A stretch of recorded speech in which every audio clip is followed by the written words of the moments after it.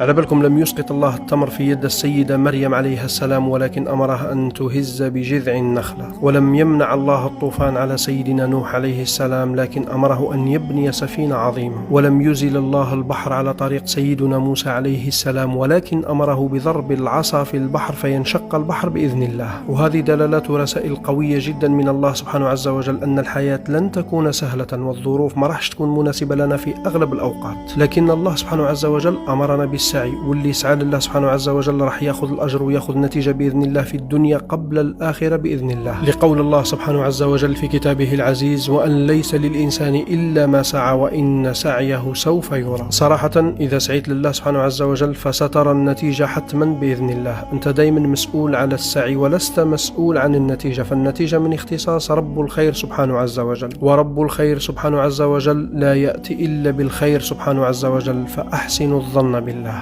السلام عليكم.